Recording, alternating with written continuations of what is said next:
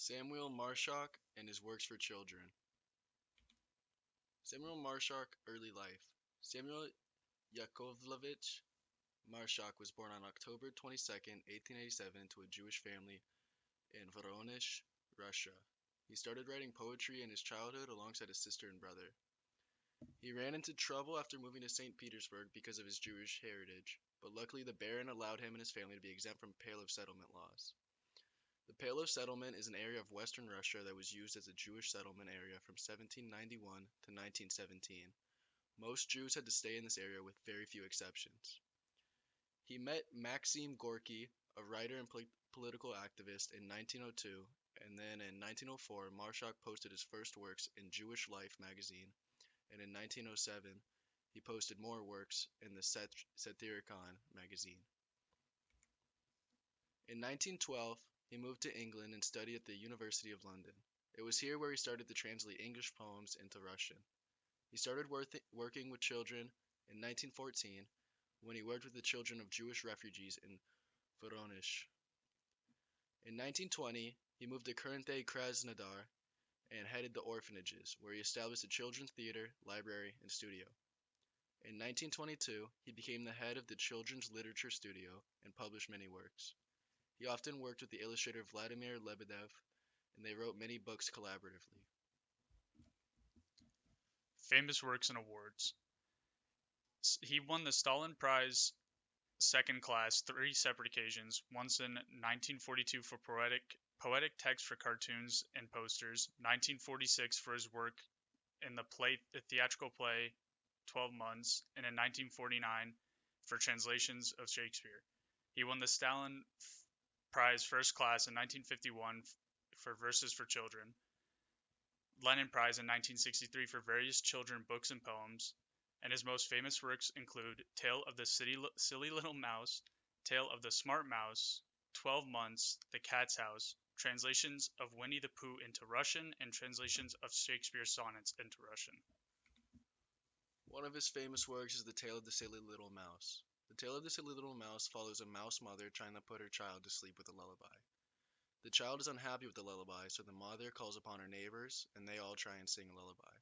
They each fail one after the other, and then it continues like this until the only animal left to ask is a cat. And the cat purrs a beautiful lullaby that puts everybody to sleep. And then when mother wakes up, she finds that her child is missing. The tale has classic animal tale elements such as repetition and a general theme. The theme of the story is somewhere along the lines of not being a disobedient child or else you'll get in trouble, and to listen to your parents. While it is assumed the cat ate the missing child while everyone was asleep, Marshak actually leaves the ending open to interpretation with no definitive explanation. He then created a second tale that continues the story, where the mouse becomes smart and must find a way home. 12 Months. This was a theatrical play that was adapted by Marshak from a fairy tale first dated in the 14th century. This play follows a lot of motifs we have seen in our other fairy tales, for example, the evil stepmother, the donor, model, etc. The plot of the story revolves around a young girl being sent out to collect items for her sister's birthday by her evil stepmother. The problem was she couldn't find the items because they weren't able to be collected in winter. She then meets 12 spirits, which are the months personified, who decide to help the young girl.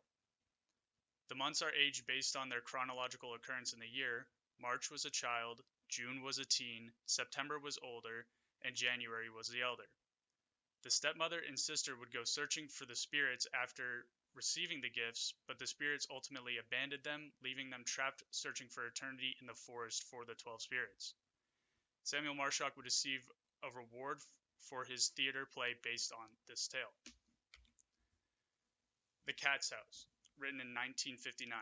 This tale covers the story of a rich cat whose house burns down. None of her rich friends decide to help, however, but the working class animals do after seeing her in need.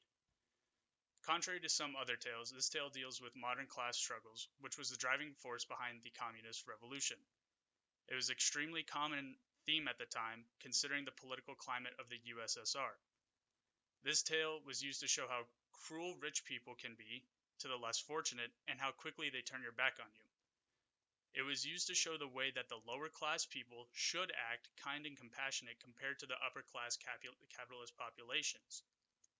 These are these kinds of themes, along with the techniques such as repetition, is common in Wonder Tales, specifically animal tales, as Marshak demonstrated with this tale.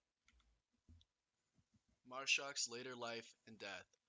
In 1924, Samuil Marshak became head of the children's branch of the state publishing house of the RSFSR.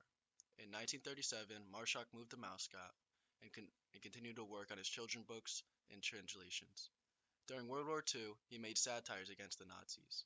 He then died on July 4, 1964, to unknown causes.